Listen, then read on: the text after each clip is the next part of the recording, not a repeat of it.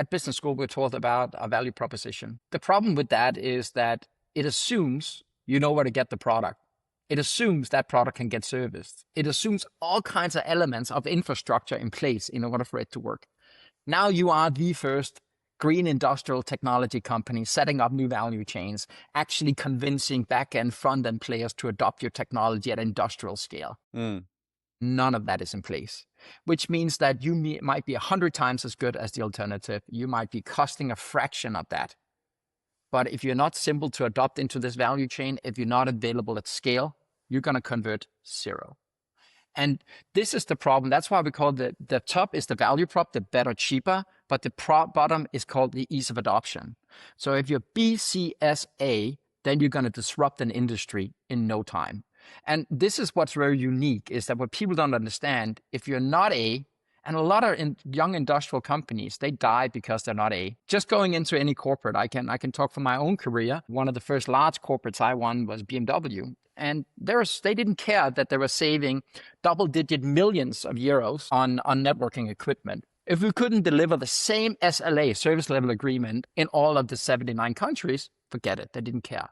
And this is what young industrial companies are exposed to, is they're moving into big corporate and say, but you don't have the right security certification. You don't have the right integration on the software side. You don't have the availability in France, which I can't deal with now because you don't have a partner there. And then they're ready just to shut it down because they cannot deal with actually having to fill those gaps. And that's why the BCSA model is so unique in its way. Why is it then important? Well, if you want to be a company that goes through the valley of death, an industrial asset like this, the CapEx tie down, the time it takes you get there, if you don't have an above normal value prop, if you're converting 5% of your customers, that means 95% of your commercial resources are wasted. Forget it. You're not going to survive the valley of death, which means the BCSA is actually the first way of changing the math, because if you're BCSA, you're converting at 60, 70%.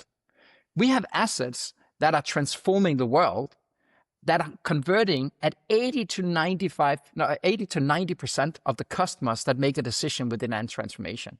And I can tell you, you don't have any professional company on the planet that gets close to that. This is only highly transformative assets. Why? Because it's BCSA. We did an exit to Tesla, wireless charging. The company, brilliant engineers out of Germany.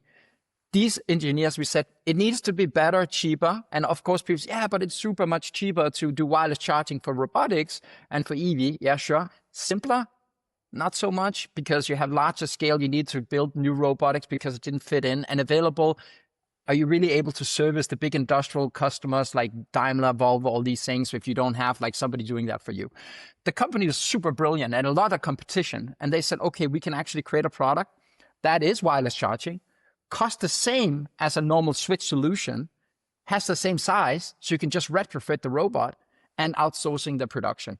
Boom. It went to plus 30 countries in 3 years, and is running on most automotive factories in Europe. And then, of course, Elon came in and wanted it for the EV adoption side.